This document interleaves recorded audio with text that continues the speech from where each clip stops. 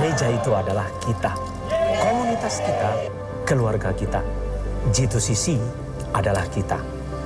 Everyday with Breakout. Shalom Aleichem, Shalom Bapak Ibu semua. Firman Tuhan dalam Matius pasal 5 ayat 9 berkata, berbahagialah orang yang membawa damai karena mereka akan disebut anak-anak Allah. Marilah kita menjadi pembawa damai dimanapun kita berada Bapak Ibu. Agar kehadiran kita, anak-anak Allah, anak-anak terang selalu menjadi berkat untuk sesama. Mari siapkan hati kita. Kita mau beribadah, datang kepada Tuhan. Kita mau percaya kepada Tuhan Yesus yang sanggup untuk mengubahkan hidup kita menjadi baik. Kami percaya pada Allah Bapa pemberi segala kehidupan. Kami percaya keselamatan pada Tuhan Yesus Kristus. Dan kami percaya bahwa ada kuasa Roh Kudus yang menyertai kami sampai kepada akhir zaman. Ini kami anak-anak-Mu ya Tuhan, jemaat-Mu G2CC siap untuk memuji dan memuliakan nama-Mu. Mari semua yang siap memuji Tuhan lebih lagi sama-sama katakan amin. Saya undang kita semua untuk bangkit berdiri Bapak Ibu. Kita mau katakan pagi ini Tuhan adalah benteng hidup kita. Kau kekuatanku, penopang hidupku, kunci keselamatan. Kau buktikan kasih setiamu, benteng hidupku. Tak akan ku takut, sebab ku tahu Kau besertaku. Yesus, jaminan hidupku.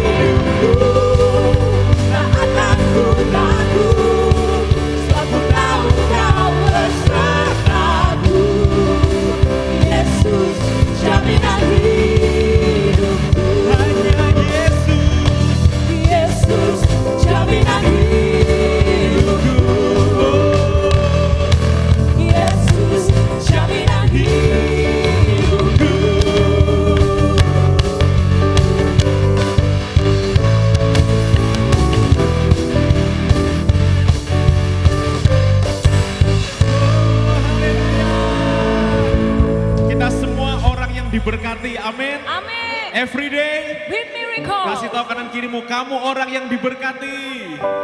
Tepuk tangan buat Tuhan Bapak Ibu Saudara. Woo. Aku diberkati.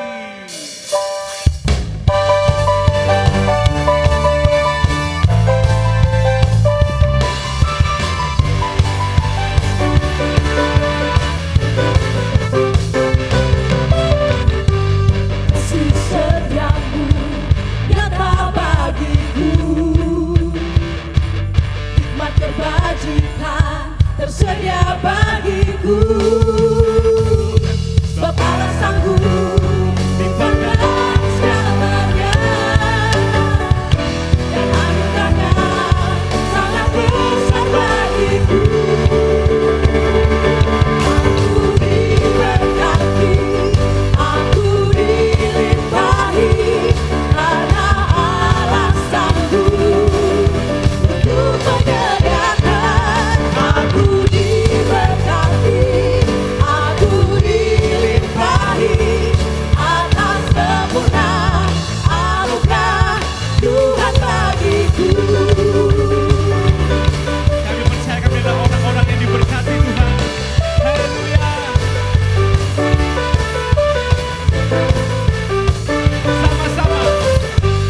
Kasih setiamu nyata bagiku, Hikmat kebajikan hikmat kebajikan tersedia bagiku. Sebab Allah sanggup limpahkan segalanya, dan anugerahnya sangat besar bagiku. Aku diberkati, aku dilimpahi, karena Allah sanggup untuk menyediakan. aku diberkati, aku dilimpahi, karena sempurna anugerah Tuhan bagiku. Aku diberkati. Aku dilimpahi, karena Allah sanggup untuk menyediakan. Aku diberkati, aku dilimpahi, atas sempurna anugerah Tuhan bagiku. Kami mau percaya Tuhan, tidak ada kutuk yang berkuasa atas kami, karena kami adalah umat yang diberkati, umat yang dimenangkan. Kami sudah ditebus.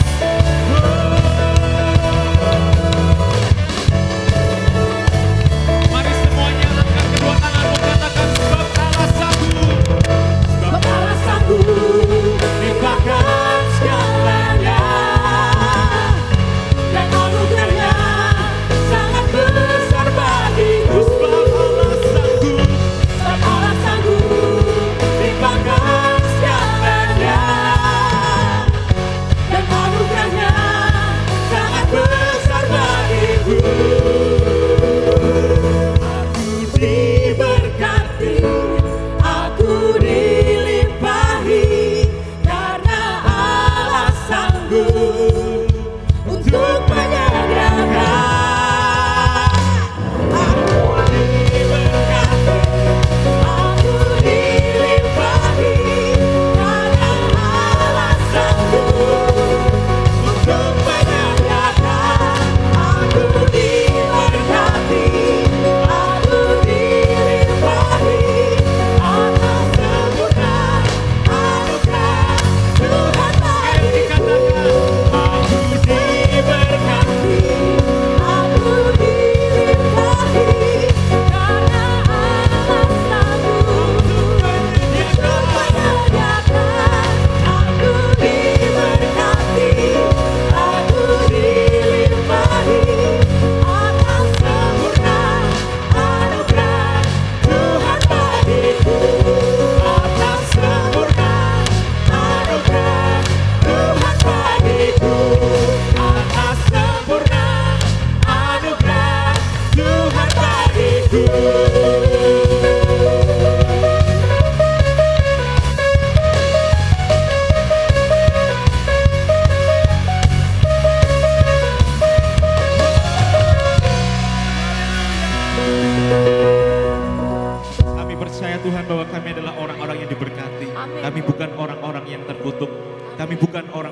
gagal, karena kami adalah orang-orang yang berhasil dalam berkat-Mu ya Tuhan.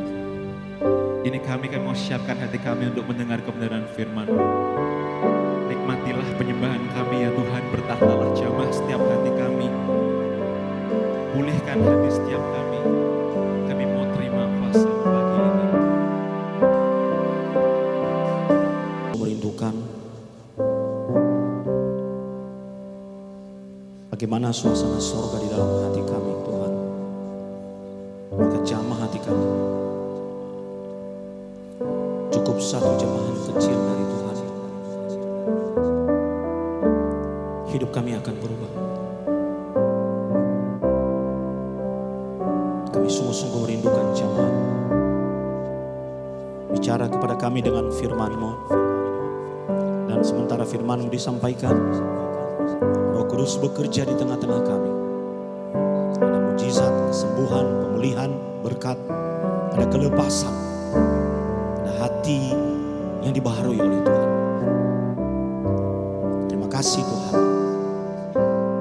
Kau jamah kami semua, jadikan kami tanah yang subur untuk menerima benih-benih firman-Mu. Demi nama Yesus, semua yang siap mendengar firman Tuhan berkata, amin. Silakan duduk saudara.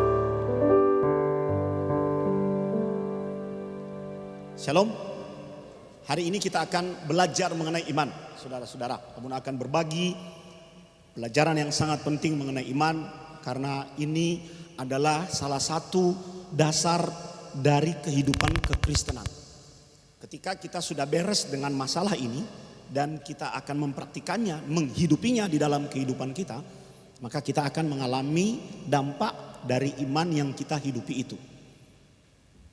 Bunda pernah menjelaskan bahwa iman adalah melompat dalam gelap dan percaya semuanya baik-baik saja. Tapi ada lanjutannya, jangan konyol. Jangan melakukan generalisasi. Padahal tindakanmu itu tidak didorong atau tidak lahir dari sebuah iman percaya. Nah, banyak orang-orang yang cuma melihat pencapaian orang lain, cuma melihat cara kerja Tuhan buat orang lain, tapi lupa atau melupakan harga yang harus dia bayar, melupakan proses yang harus dia lalui, melupakan bagaimana dia berjuang, iman percayanya kuat dan kokoh, udah babak belur tapi dia tetap mengandalkan Tuhan. Itu saudara. Jadi jangan melihat hasil, kita lihat proses. Dan iman itu tidak hadir dan lahir dalam sekejap. Tidak seperti mujizat jepret selesai dapat. Nah, itu proses hasil bertumbuh. Kalau Anda memiliki iman, kelola dan pelihara itu dengan baik supaya Anda mengalami sesuatu. Kalau Anda tidak memiliki iman, Anda tidak akan mengalami sesuatu, saudara. Ada dua peristiwa iman yang akan menjadi studi kasus buat kita pada hari ini. Peristiwa iman yang pertama saya ambil dari Perjanjian Lama. 2 Raja-Raja pasal 7 ayat 1 sampai ayat yang kedua. Mari buka Alkitab kita. Dalam kitab 2 Raja-Raja, kita belajar dari catatan Alkitab, peristiwa dalam Alkitab mengenai bagaimana iman itu, apa dampaknya kalau kita memilikinya, dan apa dampaknya juga kalau kita tidak memilikinya. 2 Raja-Raja pasal 7 ayat 1 dan 2.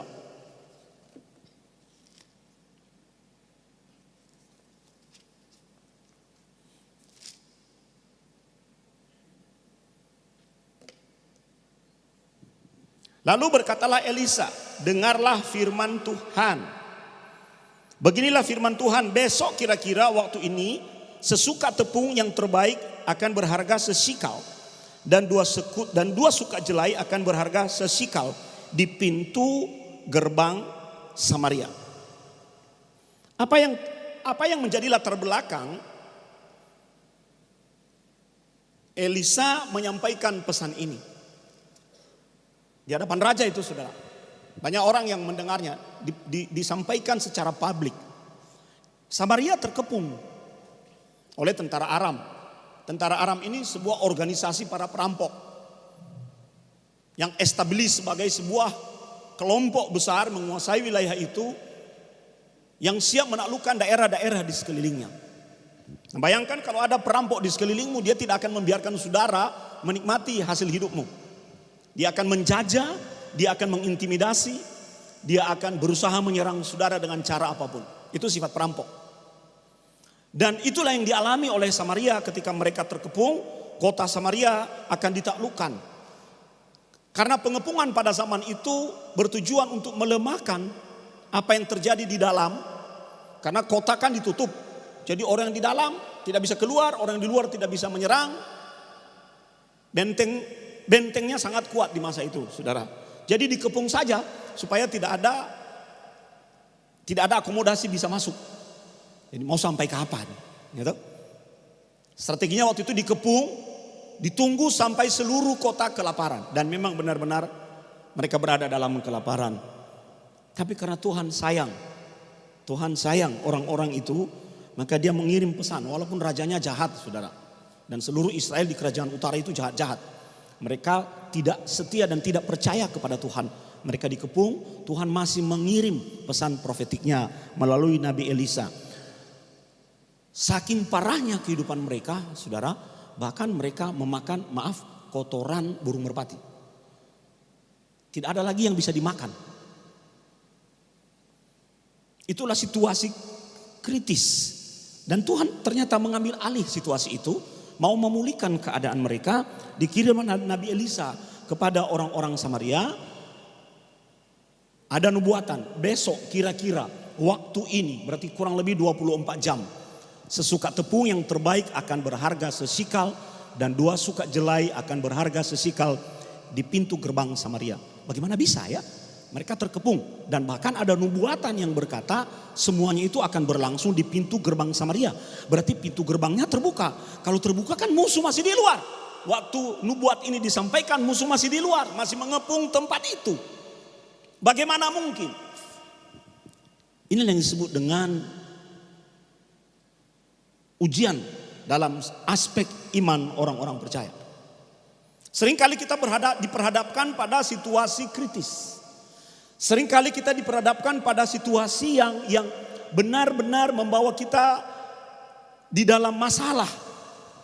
Dan di tengah-tengah situasi yang demikian, saudara, tiba-tiba ada orang berkata kepadamu, tenang, semuanya akan baik-baik saja. Atau tiba-tiba Anda berada di ruang UGD misalnya, unit gawat darurat. Semua alat-alat sudah dipasang di situ, tiba-tiba ada orang berkata, tenang, pada waktu seperti ini besok dia sudah tidak ada di sini lagi. Benar, besoknya udah nggak ada, saudara. Hanya ada 2 kemungkinan, sembuh atau udah mati. Pernahkah saudara berada dalam sebuah situasi yang begitu berat? Dan situasi itu membuat saudara seperti berada dalam persimpangan. Apakah saudara mau menerima kenyataan atau percaya bahwa keadaan akan baik-baik saja, bahwa keadaan akan berbalik karena Tuhan akan bertindak? Itu yang namanya ujian iman, saudara. Memang dalam cara kerja Tuhan itu, dia tidak langsung bekerja seketika. Dia membawa saudara di dalam krisis. Dan responmu terhadap krisis itu akan menentukan hasil yang akan Anda dapat. Banyak orang-orang, anak-anak Tuhan gagal mendapatkan hasil yang baik karena dia tidak lolos di dalam krisis. Dia tidak lolos. Ada satu contoh terbaik orang yang tidak lolos dalam krisis itu. Ketika firman Tuhan ini disampaikan oleh Elisa, dengarlah firman Tuhan. Kata di situ, dengarlah firman Tuhan, karepmu ya. Pokoknya ini firman Tuhan. Kamu dengar. Kalau nggak dengar ya urusanmu, terserah kamu. Seperti kalau orang tua ngomong pada anaknya, dengar ya. Tapi kalau anak bandel, ya tidak akan dapat apa-apa. Dan itu yang terjadi. Ketika firman Tuhan itu disampaikan, ada satu orang yang ditonjolkan di dalam narasi ini. Tetapi perwira yang menjadi ajudan raja. Siapa dia? Perwira, ajudan raja. Berarti dia berada dekat tahta. Ketika mendengar pernyataan dari Elisa ini, dia memberikan respon yang tidak sesuai dengan apa yang menjadi isi dari firman itu. Apa responnya? Sekalipun Tuhan membuka tingkap-tingkap langit, masakan hal itu mungkin terjadi. Sekalipun Tuhan membuat tingkap-tingkap di langit, artinya dalam pemahaman orang di timur dekat kuno, langit itu gudang, saudara. Makanya kalau Anda baca narasi-narasi di dalam perjanjian lama, selalu digambarkan Tuhan membuka tingkap-tingkap di langit. Karena mereka menggambarkan langit itu gudang. Dan karena dia gudang, dia punya pintu di tingkap-tingkap itu. Jadi bisa ketika dibuka, maka apa yang ada di dalam gudang itu, yang di atas itu akan turun. Dan kunci untuk membuka itu, tangan yang membuka itu adalah tangan yang berkuasa. Dalam sistem kepercayaan Israel berarti tangan Elohim. Nah, kita perlu melakukan sesuatu untuk membuat tingkap-tingkap langit itu terbuka. Manusia perlu melakukan sesuatu, menyembah Elohim agar apa yang ada di atas tingkap-tingkap langit itu bisa diturunkan kepada kita. Karena dalam filosofi mereka, yang ada di atas tingkap-tingkap langit itu sesuatu yang baik. Itu pandangannya di masa itu. Makanya ketika perwira ini berkata, ini tidak hanya sekedar metafora. Dia berkata sekalipun Tuhan membuat tingkap-tingkap di langit dan membukanya dan menurunkan apa yang ada di atasnya, masakan hal itu mungkin terjadi. Ini bicara tentang apa? Sudah menentang kemustahilan yang mampu dilakukan oleh Tuhan. Ini bukan contoh yang baik mengenai iman. Kenapa? Karena dia melihat kenyataan. Seberapa sering kita bergantung kepada kenyataan, aduh kakiku gak bisa bergerak, aduh nafasku sesak, aduh bisnisku lagi sedang begini. Apa yang membuat kita kehilangan kesempatan pemulihan dari Tuhan? Karena kita menjadi seperti perwira itu. Mencoba membenturkan iman dan keyakinan kita dengan kenyataan. Saudara mau sampai kapanpun, membenturkan iman dan kenyataan tidak akan pernah bisa gatok, saudara. Nggak pernah bisa connect, nggak pernah. Jadi jangan dibentur-benturkan. Tidak akan pernah.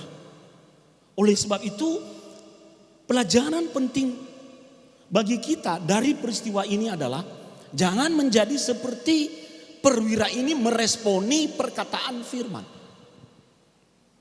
Elisa berkata, dengarlah firman Tuhan. Inilah firman Tuhan. Belum terjadi.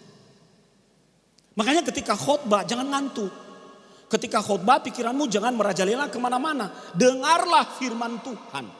Tangkap itu dengan iman percayamu. Coba lihat wajah kiri kananmu itu wajah ngantuk gak? Ada yang gini. Nah kalau ngantuk gimana kita dengar? Pikiran kita biasanya kalau orang ngantuk itu ada dua. Pertama dia benar-benar akan kehilangan kesadaran. Yang kedua pikirannya terbang tidak berada di tempat di mana dia berada. Habis ini mau makan. Contohnya seperti habis ini mau pergi ke mall, kemana? Habis ini mau kemana? Dengarlah, minta. Tuhan itu minta perhatian kita. Dengarlah, supaya itu kita tangkap sebagai sebuah benih di dalam membuat keadaan kita berbalik. Maaf ya, saya agak sedikit terpatah-patah bicara. 3 hari ini saya semua seriawan, saudara. Dari dalam, sudah agak baikan. Dengarlah. Nah apa yang kita akan bisa imani kalau kita tidak pernah dengar? Makanya dalam perjanjian baru dikatakan iman timbul dari apa? Pendengaran. Lah nek apa bahasa Jawa tuli, saudara? Nah nek Anda budak, gimana imanmu bisa tumbuh?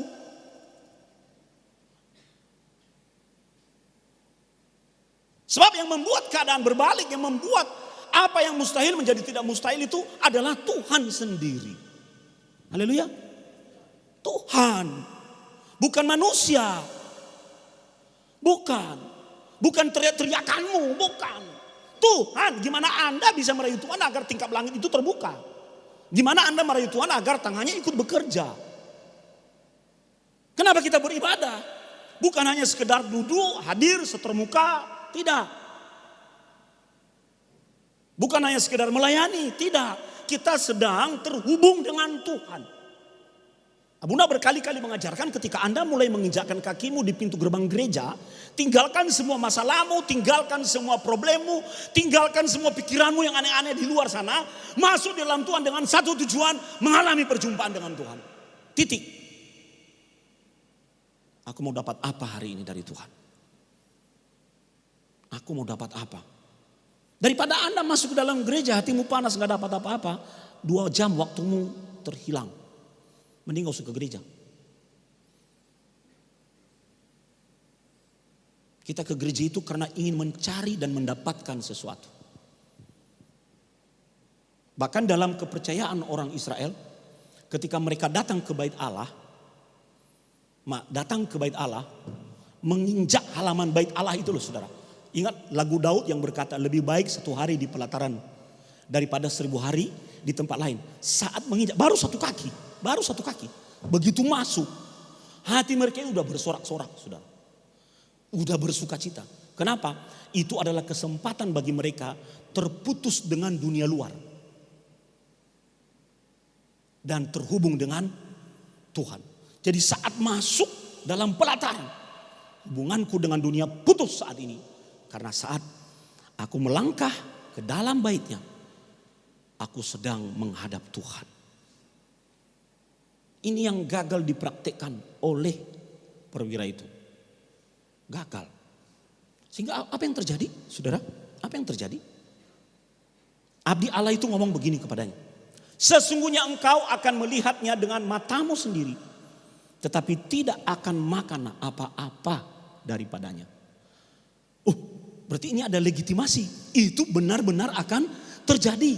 Tapi karena imanmu yang tidak ada itu, karena ketidakpercayaanmu, engkau cuma menjadi penonton dan tidak akan pernah menjadi bagian atau menikmati apa yang akan Tuhan kerjakan dalam 24 jam ke depan.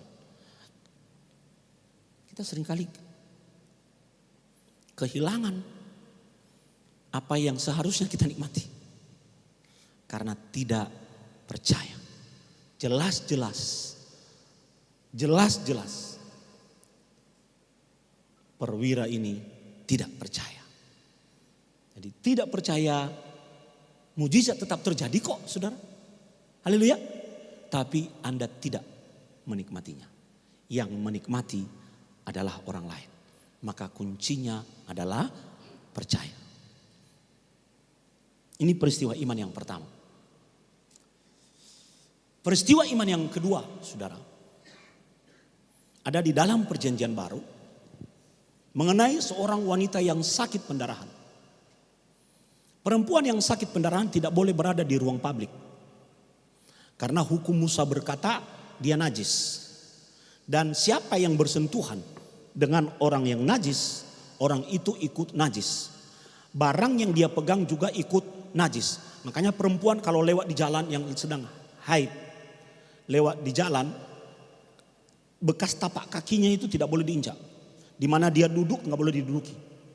Barang yang dipegangnya itu harus dikuduskan, dibawa kepada imam supaya kudus. Karena udah najis. Apalagi kalau dia megang orang lain. Itu hukum yang sudah Elohim wariskan dari masa ke masa dari sejak zaman Musa. Jadi mereka memelihara itu di perjanjian baru. Kalau ketahuan orang yang najis ketahuan berada di ruang publik, maka dia akan mendapat sanksi sosial dan hukuman fisik, dilempar batu sampai mati, dihukum. Nah, wanita ini sudah tidak punya pilihan, dia terpaksa keluar dari rumahnya masuk ke ruang publik dengan risiko. Kenapa? Dia pendarahan. Semula kalau Anda membaca sumber-sumber non biblikal, wanita ini sangat kaya saudara, uangnya banyak. Sehingga dia berobat dari satu dukun ke dukun yang lain, dari satu tabib ke tabib yang lain. Tapi keadaannya tidak makin baik, dia makin parah dan situasinya tidak pulih sama sekali. Sementara di sisi lain hartanya makin habis. Sehingga ketika hartanya makin habis, sudah tidak ada pilihan lagi, baru cari Tuhan. Nah ini juga contoh bagi kehidupan Kristiani kita. Seringkali Tuhan menjadi prioritas terakhir. Ketika sudah habis-habisan, ketika sudah tidak ada hal pilihan lain lagi, kita baru datang berbalik mencari Tuhan. Ya jangan gitu. Seharusnya Tuhan itu menjadi prioritas yang utama dan pertama dalam setiap pilihan kita untuk mendapatkan solusi di setiap pergumulan dan persoalan yang kita hadapi. Cari Tuhan dulu. Kasih tahu kiri kananmu, cari Tuhan dulu. Ya. Jadi sebelum Anda bekerja, cari Tuhan dulu. Sebelum Anda mewujudkan rancangan-rancanganmu, cari Tuhan dulu. Sebelum Anda melakukan dan mewujudkan pilihanmu, cari Tuhan dulu. Itu dulu. Jangan terakhir baru berseru pada Tuhan, Tuhan ini gimana? Ini gimana? Ini utangku makin banyak, Tuhan ini piye lah. Kok ngutang orang minta tolong aku? Sekarang kon bayar, aku kon bayar. Tuhan ketawa. Karena kita mencoba membawa Tuhan dalam relasi take and give. Untuk mendapatkan sesuatu dari Tuhan. Untuk mengambil sesuatu. Saya selalu ngomong kepada para pelayan, motivasimu di sini melayani titik. Beri yang terbaik pada Tuhan titik. Ada masalah orang lain, jangan gagal engkau melayani gara-gara dia bermasalah. Kamu tidak tahu problemnya apa, jangan kau mundur melayani. Kalau dia ngajak kamu mundur berarti dia setan. Karena setan tidak mau keluar dari sorga sendirian. Betul tak? Dia selalu mencari pengikut. Jangan gara-gara dia bermasalah, Anda ikut-ikutan bermasalah, Anda kehilangan blessing. Makanya telinga ini hati-hati dalam pelayanan. Karena kita udah makin gaul dengan banyak orang. Makin mendengar kata orang. Hati-hati, telingamu jangan tipis-tipis. Gak ada gereja yang sempurna, coba pindah aja, pindah. Kalau hatimu gak beres, kamu akan kayak gitu lagi. Pindah gak apa-apa, pindah. Dalam pelayanan ada yang sempurna gak? Gak ada. Maka kita perlu datang dengan hati yang beres sama Tuhan. Kalau enggak nanti kita akan dilemahkan. Iman kita jadi lemah. Kita gak dapat apa-apa lah urusanmu. Bereskan. Aku gak ngerti itu urusanmu. Mohon maaf. Aku mah di sini melayani. Jangan ikut-ikutan kolusi. Cari alasan. Banyak yang begitu. Untung di gereja kita gak kayak gitu saudara. Amin. Selalu harus memberi yang terbaik buat Tuhan. Itu. Beri yang terbaik. Oh Tuhan sudah beri yang terbaik buat kita kok. Hidupmu itu yang terbaik dari Tuhan. Pekerjaanmu, keluargamu yang terbaik dari Tuhan. Masa untuk dirimu sendiri Anda tidak mau memberi yang terbaik atau ikut-ikutan. Dia yang bermasalah Anda jadi korban. Setan begitu saudara.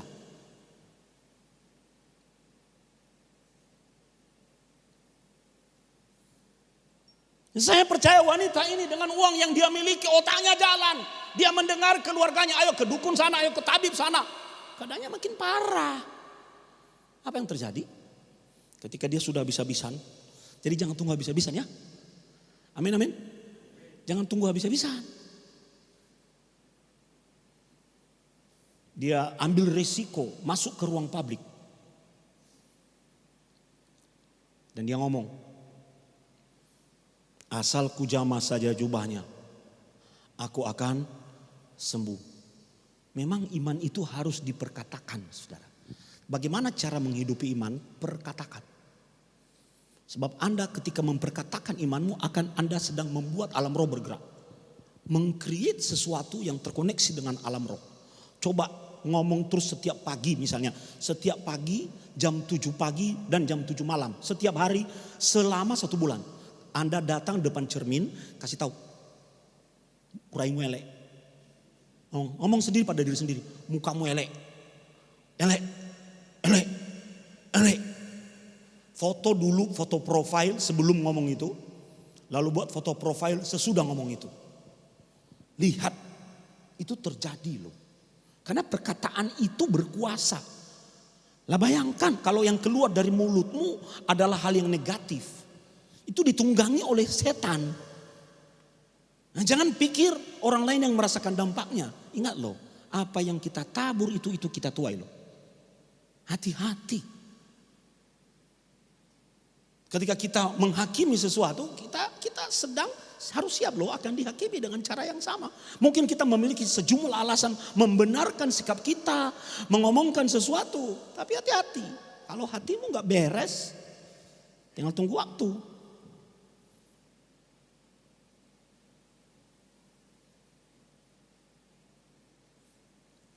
Hati-hati dengan perkataan. Iman itu akan meng-create sesuatu terjadi. Coba ngomong pada kaca. Kamu langsing, cantik, kulitmu putih, seksi, dicintai suami. Engkau kecil mungil, dicintai suami. Ngomong, ibu-ibu ngomong. Kerut-kerutmu hilang, ngomong. Guntur nanti suruh istrimu, suruh Dina bilang, kamu tetap indah di mata Guntur. Ngomong pada cermin, dirimu sendiri. Dina ngomong.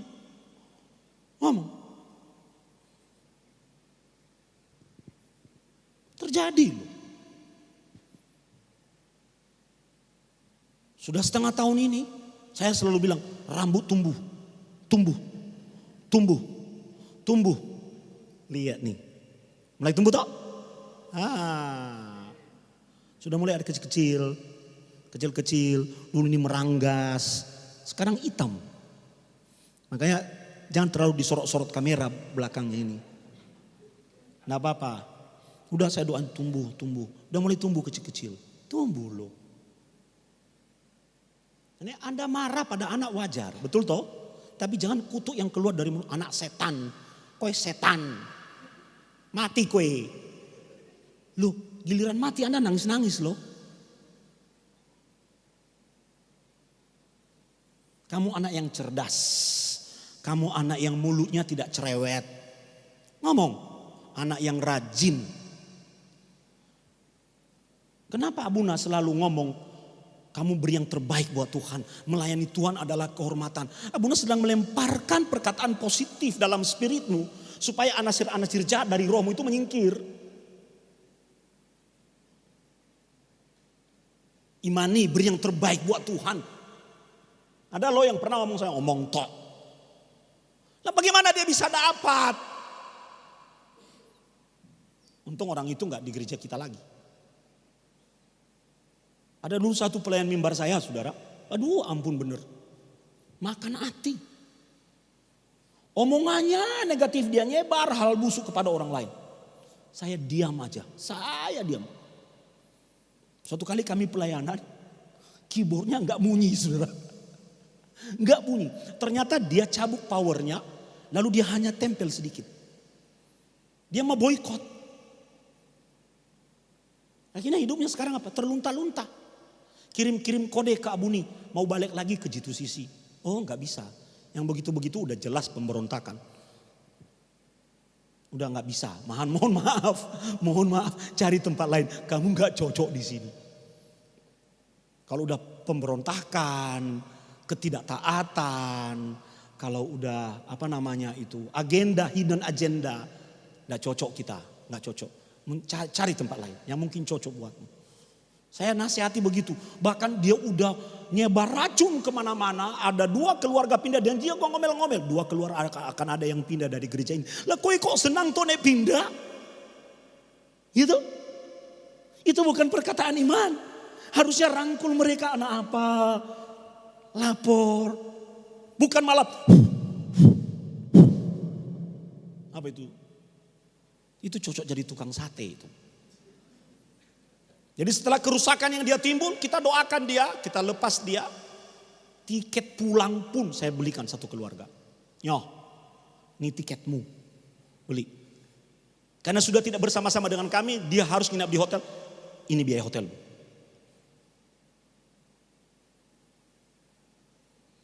Gitu, itu yang kita lakukan. Makanya kita ini saudara, kalau di dalam Tuhan benar-benar harus memelihara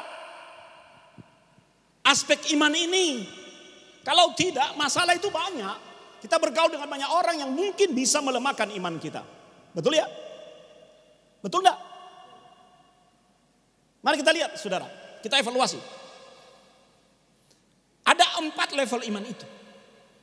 Level yang pertama tidak beriman. Karena dia tidak percaya. Dia tidak punya Roh Kudus di dalam dirinya. Dia tidak percaya. Orang mau ngomong bahwa Tuhan mau melakukan mujizat. Apa yo? Suatu kali saya bawa satu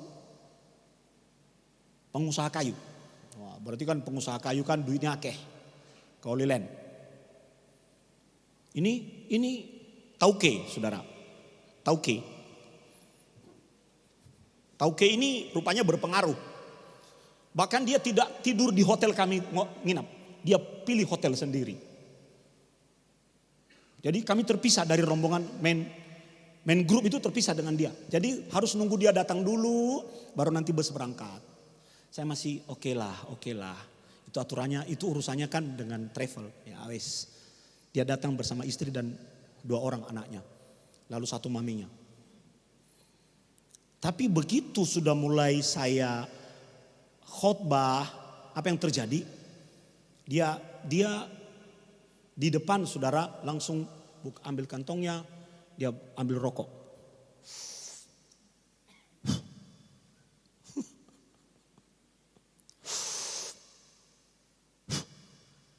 Saya kan melotot.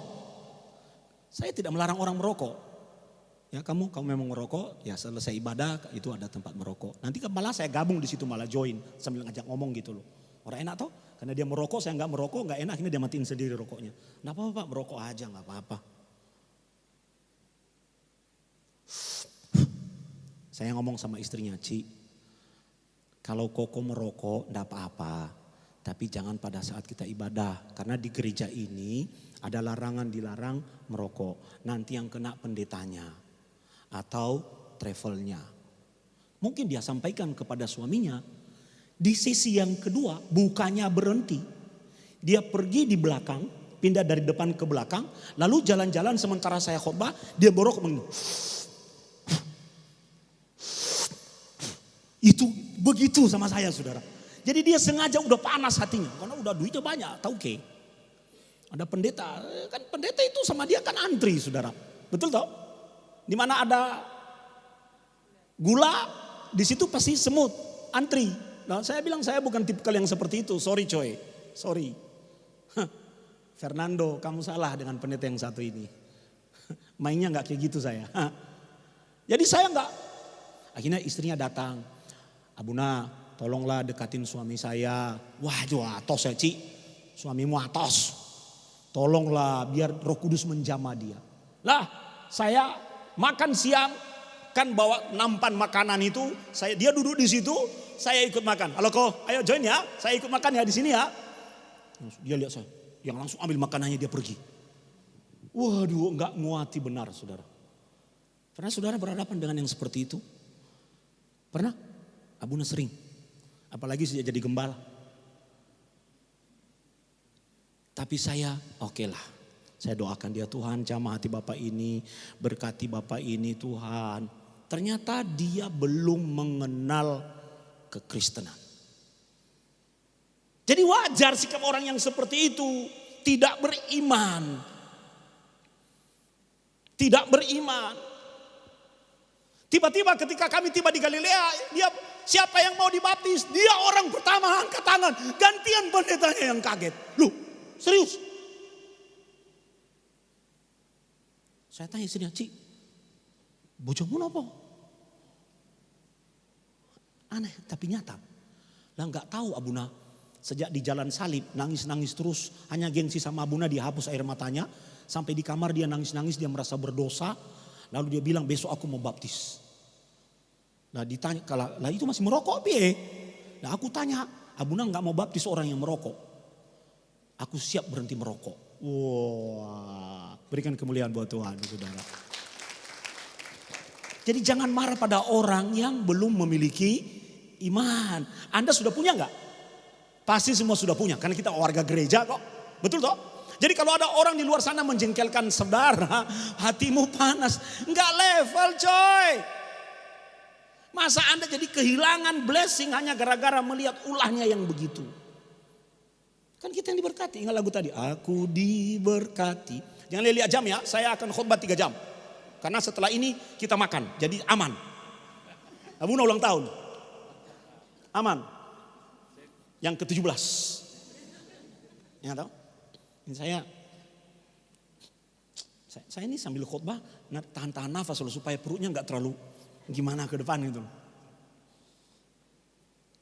Jadi jangan memberi respon pada orang-orang nggak level. Level aduh memang dia begitu. Nggak percaya memang udah begitu habitnya. Udah cuekin aja. Anda yang diberkati kok. Jangan sampai Anda jadi ikut-ikutan mengalami sesuatu yang negatif hanya karena dia nggak beres. Jangan ya saudara. Tidak percaya, dia tidak punya pengenalan. Begitu selesai saya baptis si Raja Kayu ini, saudara. Dia tidak merokok. Dia tidak merokok. Dia selalu duduk paling depan. Dia selalu ada di depan ketika khotbah. Dia sekarang mendengarkan benar-benar transformasi hidup yang luar biasa. Transformasi hidup. Dan kita sometimes, saya karena kesibukan, kadang-kadang masih kontak, kau piye kabare? Api, Pak Abuna lagi di mana? Gini, ayo kalau ke sini ikut bareng ya, join kita makan. Dia yang telepon saya, ayo Buna, musim duren di Singapura. Aku pesan tiket ya. Kita kini nginap semalam 2 malam gitu ya, makan duren nanti balik lagi ke Indonesia. Aku rak duren kok. Oh piye, ustaz tuku tiket, tutul maneh. Jual lagi, balikin tiketnya. Yang ajak makan duren ke Singapura. Jepara aja banyak duren. Kalau butuh duren itu pesan sama Joni. Dia ada duren. Montong dia, duren montong. Duren, apa itu duren Singapura itu? Musang King made in Ambarawa. Belum pernah nyoba, coba saudara. Bayar tapi ya. Kalau jumlah besar, kalau jumlah sedikit tinggal minta aja pada Cik Murni kasih dikit. Jadi saudara, ayolah kita kadang-kadang masih terganggu dengan orang lain. Jangan berperilaku seperti orang yang tidak mengenal Tuhan. Haleluya. Kita sing waras ngalah. Oh iya, ya. Jadi hubungan saya baik dengan si Tauke itu sekarang. Tauke. Baik, istrinya mau ke sini terus, bilang se. Abuna, aku diundang, aku mau balik gereja ke situ sisi. Se. Tahu kenapa saya tunda-tunda terus? Tahu kenapa? Karena dia bawa orang lain yang suka dengar-dengar suara Tuhan. Nanti biar dia berdoa buat Abuna, kita dengar suara Tuhan. Nah itu yang berbahaya. Enggak mau saya, naik cici tok. Oke. Tidak beriman. Banyak orang di luar sana, di pasar tidak beriman, di lingkungan pekerjaan tidak beriman. Maka perwira ini berada dalam level ini. Betul toh? Tidak beriman. Maka yang keluar dari mulutnya omongan yang tidak percaya. Level yang kedua, saudara. Naik dari tidak beriman menjadi beriman, tapi imannya mati. Kenapa imannya mati? Ya dia percaya Yesus. KTP-nya Kristen. Dia pakai kalung salib. Bajunya juga ada baju salib. Dia terdaftar mungkin jadi jemaat di gereja, tapi karena kecewa, sakit hati, dia sometimes datang ke gereja atau pindah-pindah gereja. Itu ciri orang yang imannya mati, saudara. Kamu Kristen? Ya, tapi namanya Kristen KTP doang. Iman yang seperti ini seperti sebuah benda yang tidak ada apa-apanya lagi. Dia memiliki sesuatu. Dan orang yang seperti ini akan mudah dan rentan untuk dipengaruhi.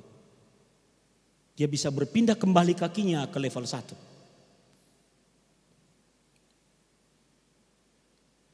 Dia tahu Yesus juru selamat, tapi dia tidak memiliki hubungan dengan Yesus sang juru selamat itu. Dia tahu Yesus mati di atas kayu salib, tapi dia tidak memiliki hubungan pribadi dengan Yesus yang mati di atas kayu salib itu. Kita tidak boleh berada di level ini. Sebab mengaku percaya Yesus saja tanpa Anda memiliki hubungan dengan dia, keselamatan itu satu paket, saudara. Bukan cuma aku percaya Yesus juru selamat, selesai. Hidupmu gak benar. Anda nggak ke gereja, itu nggak selamat. Mohon maaf.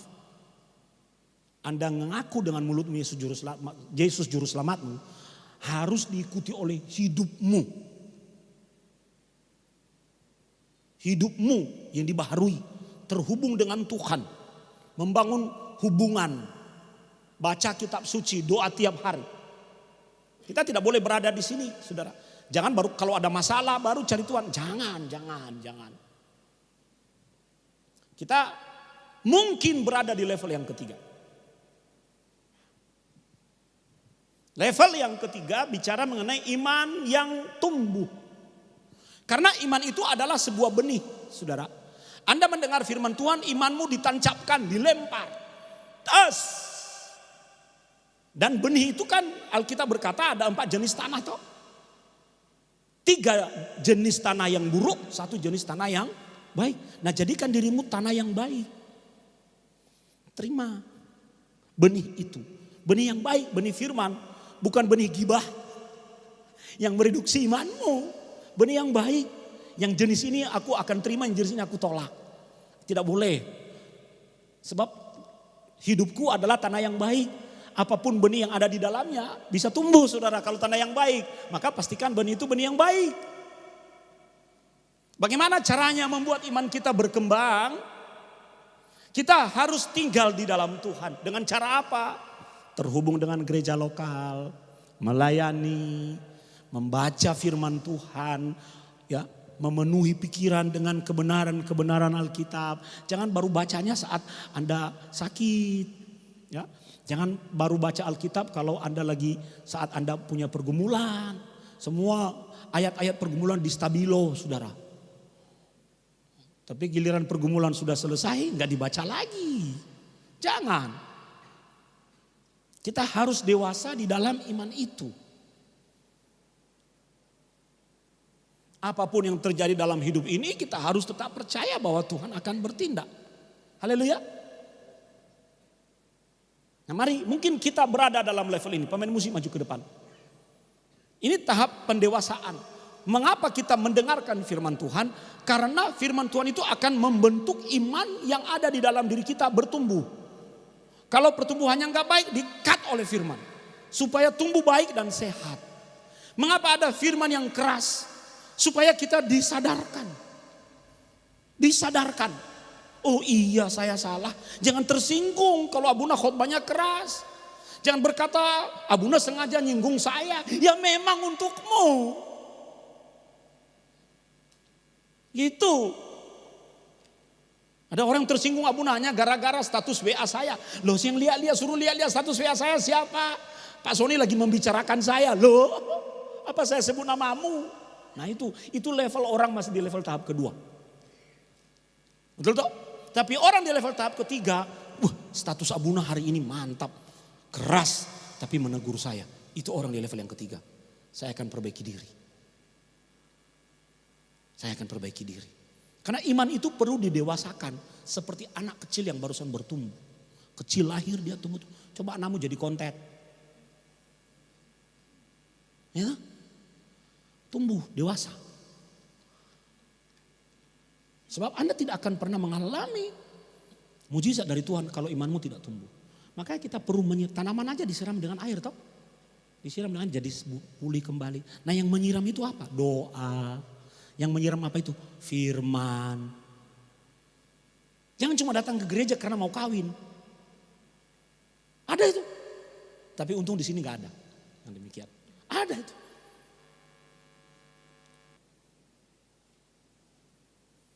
Kita perlu menyirami benih itu. Level yang terakhir, saudara, adalah level yang keempat. Itu tujuan kita. Tuhan mau kita tidak seperti pewira, nomor 1. Tuhan tidak mau kita menjadi nomor 2 yang aku percaya Yesus juru selamat. Yesus ini sopo? Enggak ngerti. Tuhan mau kita berada di level 3. Dan setelah di level 3, jangan enak-enakan aja di situ. Kita tidak hanya tinggal di dalam iman yang kita hidupi, saudara. Kata kunci dari level 4 adalah imanmu adalah iman yang bertindak. Itu baru disebut iman yang hidup. Iman tanpa tindakan itu apa?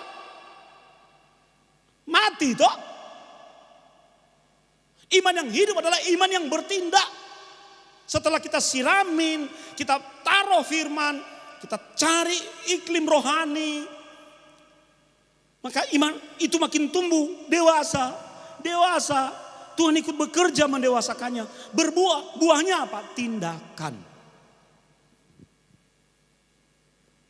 Anda bertindak dengan imanmu itu karena Anda percaya. Kalau Anda tidak percaya, Anda tidak akan pernah bertindak dengan iman. Tidak akan pernah.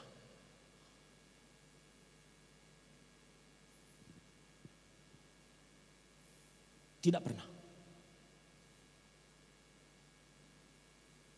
Bagaimana kita bisa bertindak dengan iman kalau kita tidak pernah mendengar firman yang menguatkan iman kita? Enggak, makanya saudara. Ini enggak bisa langsung juk-juk. Apa itu juk-juk itu? Tiba-tiba enggak bisa Anda langsung berada di level 4 loncat tos nyampe ke sono. Enggak bisa. Kehidupan rohani itu bertumbuh. Amin, amin. Ya, bertumbuh. Dan kita harus memelihara. Semoga Desember ini Tuhan memberikan saya pewahyuan. Abuna mau khotbah tentang penjaga kebun anggur. Kecuali kalau sudah benar-benar kering, ranting itu baru dipotong. Dan dibuang ke dalam api. Selama masih berpotensi. Rantingnya nurut, pertumbuhan akan terjadi. Tapi rantingnya nggak nurut, dia akan kering dan dipotong. Kita berada dan harus berada di level 4. Iman yang bertindak. Apapun yang terjadi, pegang imanmu. Memang kita tinggal di atas kenyataan. Tapi kenyataan itu akan didrive oleh yang tidak terlihat, yaitu iman kita. Itu yang dilakukan oleh wanita sakit pendarahan. Jadi di sini sekarang kita melihat kontras. Perwira ada di level 1. Sementara wanita yang sakit pendarahan ada di mana? Di level 4. Iman yang bertindak. Jadi jangan nanti anak-anak ya. Jangan nanti mau ujian ya. Aku beriman sesuai dengan firman Tuhan dari Abuna. Ya, tidak perlu belajar. Wis pokoknya doa, puasa. Kalau perlu Alkitab dibakar, dicampur dengan kopi susu, diminum. Sehingga iman masuk. Jadi besok aku yakin nilaiku 100. Ya enggak. Tapi ketika Anda berusaha, kalian berusaha dengan iman akan terjadi akselerasi. Apa yang mandek-mandek di otakmu Tuhan buka. Mandek. Anda masih belum punya pasangan, gak pernah dilirik. Tetap berusaha untuk mencari pasangan. Amin, amin. Yang jomblo bilang amin. Iya. Tapi setelah di dalam Tuhan, wajahmu jadi cerah. Sebelum itu nggak dilirik, saudara. Iya toh? Nggak dilirik. Tapi setelah beriman, usahamu disertai oleh Tuhan, wajahmu penuh dengan kemuliaan. Sehingga ketika Anda lewat seperti matahari lewat, itu menarik perhatian. Ya coba nanti ya di video itu deh. Di pelan-pelan. Wah, ini kan yang suka begitu biasanya Pak Daniel itu. Dia pernah ngajak saya, Abuna ayo kita jalan dari situ, Vio dari sana, ayo kita jalan. Di pelan-pelanin saudara. Karena kita gak terbiasa, yang paling keren dia sendiri saudara. Ya toh? Oh, itu luar biasa. Wajahmu itu berbeda karena roh Allah ikut mendiami hidupmu. Tanganmu itu setelah terampil berbeda dengan tangan orang lain yang terampil. Kenapa? Tuhan ikut memberkati pekerjaan tanganmu. Haleluya. Jadi apapun yang terjadi dalam hidup ini, kita tetap harus percaya Tuhan itu baik. Dan itu adalah hasil dari pertemuan iman. Ampuni kami Tuhan, seringkali iman kami ini tidak cukup untuk melanjutkan hidup kami. Dan biarkan pagi hari ini Tuhan, Engkau sendiri yang mengubahkan kami dari dalam. Tambahkan iman kami kepadamu Tuhan. Sampai kami menggenapi apa yang Engkau inginkan itu terjadi dalam hidup kami. Dan Engkau Roh Kudus kami percaya Engkau ada di sini. Biarkan Engkau menjadi penolong atas setiap anak-anak-Mu. Kami hanya mendengar setiap perkataan yang dari Tuhan. Kami hanya melihat apa yang Tuhan sedang kerjakan dalam kehidupan kami. Dan setiap hari kami juga memperkatakan perkataan iman, prophetic act yang dari Tuhan. Kami mau Tuhan, biarkan kami menggenapi seperti apa yang Tuhan inginkan. Dan biarkan kami setiap anak-anak-Mu di tempat ini, dan juga setiap anak-anak-Mu yang terhubung dengan tempat ini, setiap hari kami boleh menerima apa yang itu disebut dengan mukjizat. Every day with miracle tergenapi di dalam nama Tuhan Yesus kami berdoa. Bersama kita katakan, amin.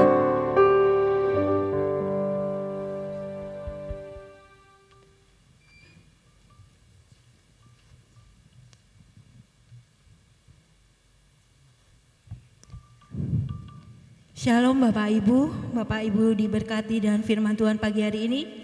Puji Tuhan. Kami menyambut jemaat yang baru pertama kali hadir dalam ibadah G2CC. Dan jika belum memiliki ibadah gereja, kami menantikan kehadiran Bapak Ibu untuk ibadah di G2CC berikutnya. Yang pertama yaitu keluarga Bapak Yusak. Mungkin bisa berdiri. Selamat datang Bapak, Tuhan Yesus memberkati. Kemudian yang kedua yaitu Ibu Sumiati dari Geraha Padma. Selamat datang. Info gereja dalam sepekan. Nanti sore ada ibadah online pukul 17.00 di channel YouTube Pastor Sony Saluku. Kemudian firman online hari Rabu tanggal 22 November melalui Zoom dan YouTube pada pukul 19.00 bersama Abuna Sony Saluku. Kemudian Breakthrough Prayer hari Jumat tanggal 24 November pukul 17.00.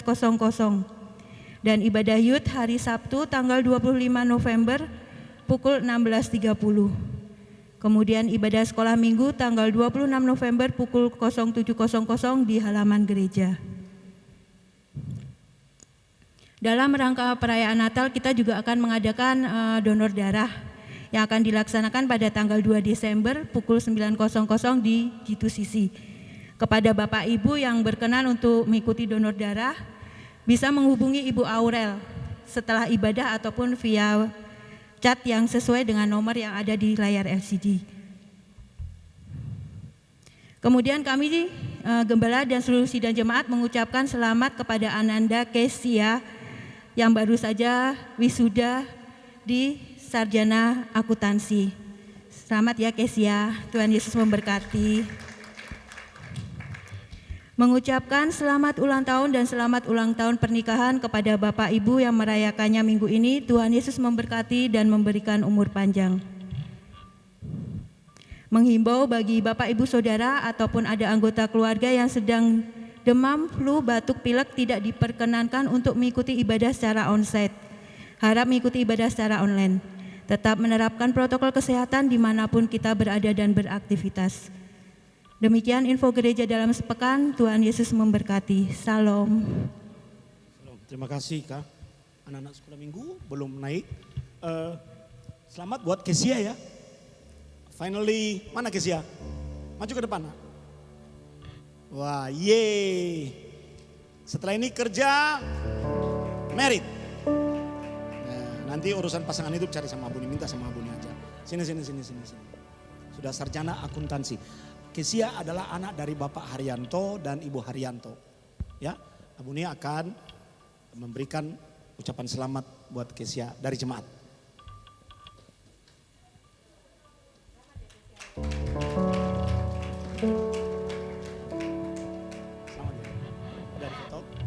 Tuhan berkati ya.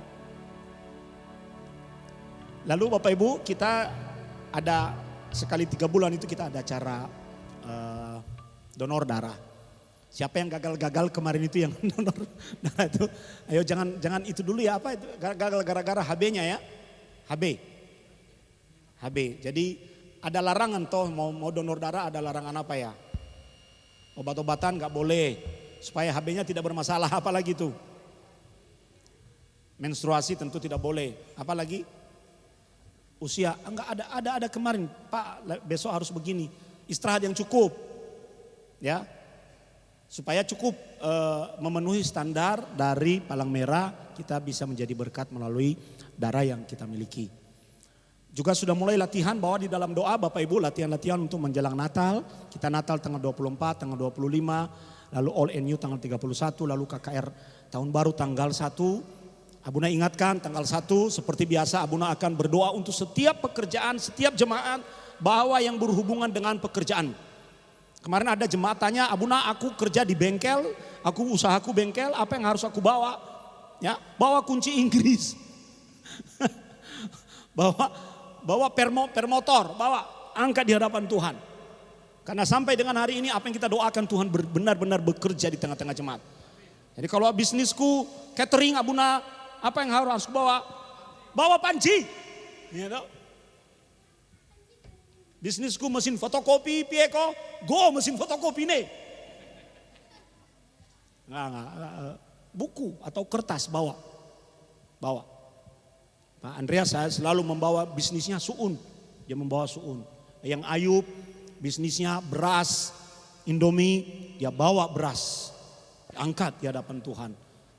Ada bisnis telur, bawa telurmu. Ya, telur. Telur ayam maksud saya. Ada bisnis apa lagi? Ada Anda bekerja ya, bawa target-target kerjamu, map kerjamu. Sampai dengan bulan ini Abuna mendengar kesaksian Abuna, doanya benar-benar aku mengalami breakthrough dalam pekerjaan, hasilnya seperti ini Abuna. Ya toh? Ferdi di musik, bawa keyboardmu, angkat tinggi-tinggi. bawa apa itu? Konduktor. Ya. Tuh. Bawa, persiapkan kira-kira apa yang bisa saya angkat di hadapan Tuhan. Itu akan kita lakukan pada tanggal 1. Kita akan berdoa dulu untuk anak-anak sekolah minggu ya. Ayo anak-anak. Di sini. Jangan tempel. Jangan nempel.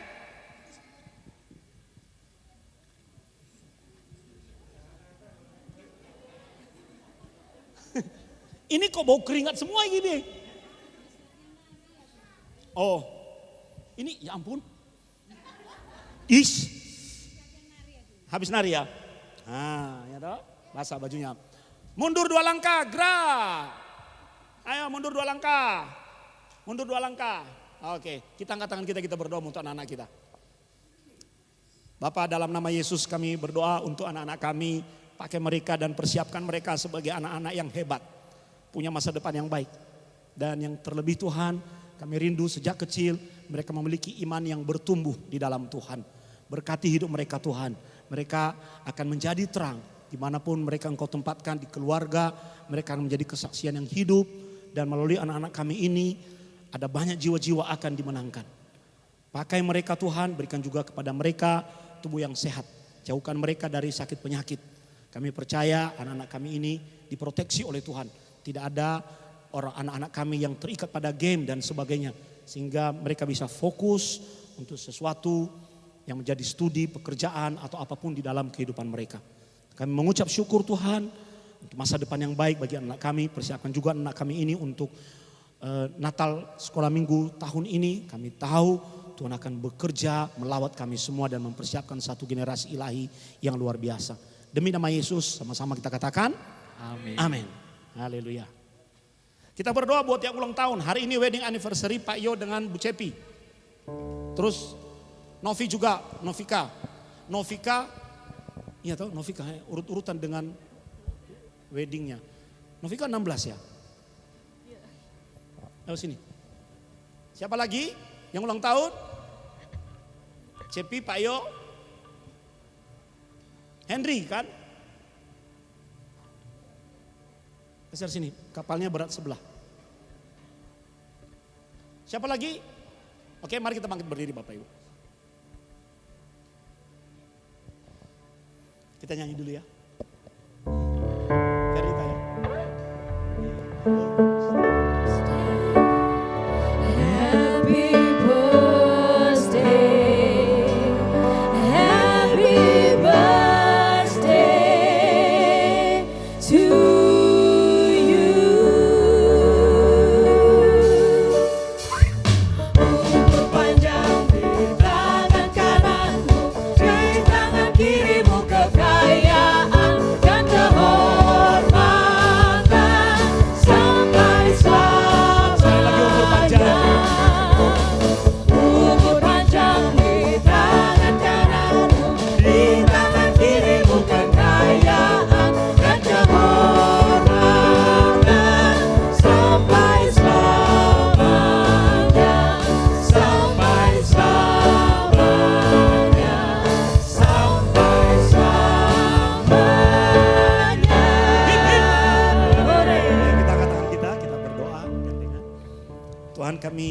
mengucap syukur atas Yohanes dan Cepi yang boleh menjadi bagian dari layanan pastoral di gereja ini. Berkati mereka Tuhan dan persiapkan mereka untuk sebuah rancangan yang terbaik dalam kehidupan mereka dan anak-anak mereka. Satu keluarga ini melayani dan mengasihi Tuhan. Berkati kehidupan mereka, apa yang mereka perlukan. Kami percaya Tuhan tidak akan berutang. Dan terima kasih dalam perkawinan mereka, Kau terus berkarya dan bekerja. Biar berkat kudus pernikahan Kana ada dalam kehidupan suami istri ini. Berkat Bapak Abraham, Bapak Ishak, Bapak Yakub dalam hidup mereka. Terima kasih atas pertambahan usia 1 tahun juga Kau berikan kepada Novika. Tuhan terus perlengkapi kehidupannya menjadi ibu yang baik bagi anak-anak, istri yang luar biasa bagi suaminya, dan satu rumah tangganya diberkati oleh Tuhan. Berikan kepadanya hati yang makin mengasihi dan melayani Tuhan. Berkati perbuatan tangannya. Firman-Mu katakan umur panjang di tangan kanannya, kekayaan dan kehormatan ada di tangan kirinya. Demi nama Yesus kami juga berdoa, mengucap syukur atas pertambahan 1 tahun Engkau juga berikan kepada Henry Tuhan. Berkati tangannya, apa yang dikerjakan oleh tangan ini Tuhan buat berhasil. Firman-Mu katakan umur panjang ada di tangan kanan ini dan kekayaan kehormatan ada di tangan kirinya. Berkati istri dan anak-anaknya, dan tangan Tuhan yang kuat ada di atas kehidupan dan keluarga mereka. Juga Tuhan kami mengucapkan terima kasih buat setiap anak-anak Tuhan yang Kau izinkan kami beribadah bersama Tuhan hari ini. Kesempatan memuji dan menyembah Tuhan, kesempatan untuk mendengar isi hati Tuhan. Kami tahu itu adalah sesuatu yang luar biasa bagi kami. Kami sangat diberkati hari ini Tuhan. Diberkati boleh memanjatkan pujian dan penyembahan menjadi dupa yang harum di tatamu. Dan juga kami diberkati melalui firman-Mu. Oleh sebab itu Tuhan, hamba berdoa, berkati pekerjaan tangan anak-anak-Mu, berkati kehidupan mereka, keluarga mereka Tuhan. Tidak akan ada yang gagal, tapi mereka menjadi berhasil dalam segala hal. Karena Tuhan ikut memimpin kehidupan mereka, dan keputusan-keputusan mereka menjadi keputusan-keputusan yang kudus dan berkenan di hadapan Tuhan. Yang sedang menjauh dari Tuhan, tarik kembali Tuhan. Dan yang sedang sakit Tuhan sembuhkan. Yang memiliki hati yang perlu dipulihkan Tuhan jamah, agar dia bisa melihat dalam perspektif yang lebih besar dari Tuhan. Kami mengucap syukur Tuhan. Kesempatan hari ini juga untuk mengembalikan sebagian dari berkat yang sudah kami terima dari Tuhan melalui pekerjaan kami, kehidupan kami. Karena kami tahu dan imani bahwa berkat Tuhan itu datang dari atas. Dan sukacita bagi kami untuk bersyukur melalui persembahan kami kepada Tuhan. Kami berdoa untuk acara Natal dan Tahun Baru di gereja kami. Kami percaya Tuhan memberkati dan menolong semua orang yang terlibat. Memberkati panitia dan semua kebutuhan kami. Engkau Tuhan Jehovah Jireh. Terima kasih Tuhan. Buka kedua tanganmu dan pulanglah dengan membawa berkat Tuhan. Tuhan memberkati engkau dan melindungi engkau. Tuhan menyinari engkau dengan wajahnya dan memberi engkau kasih karunia. Tuhan menghadapkan wajahnya kepadamu di dalam shalomnya. Yang menerima berkat Tuhan berkata, amin.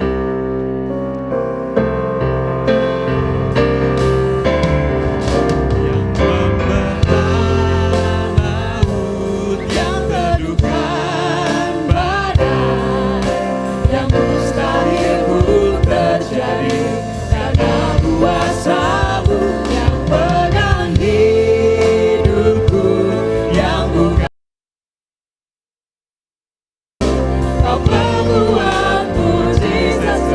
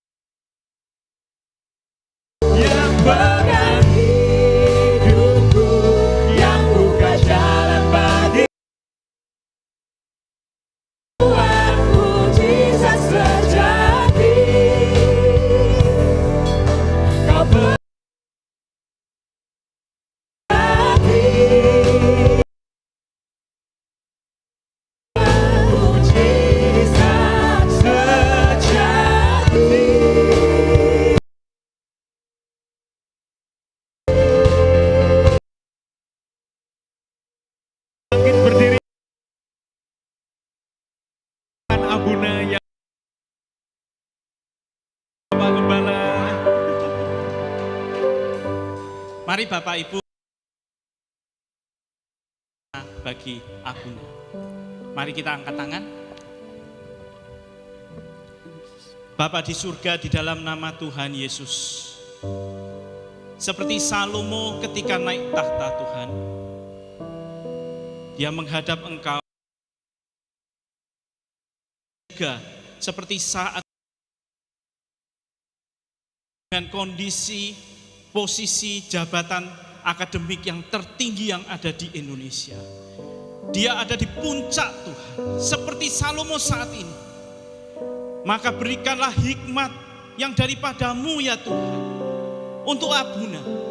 Supaya ketika dia berkata-kata, ketika dia melakukan segala hal yang dibebankan kepadanya, dia memiliki hikmat yang daripadamu untuk menyelesaikannya semuanya dengan baik.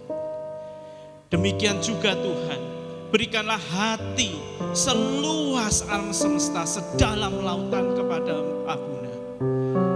Seperti hatimu sendiri Tuhan kepada setiap jiwa-jiwa yang ada yang digembalakan.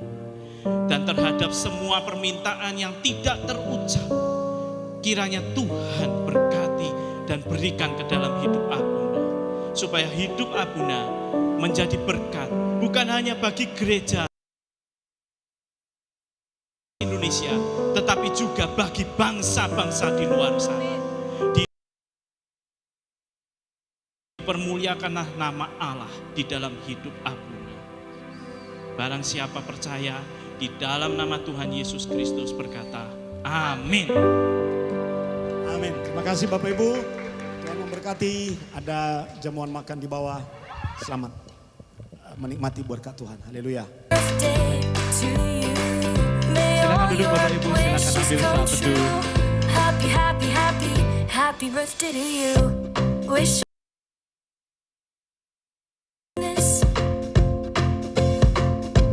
wishing you a year full of joy. Wishing you a day.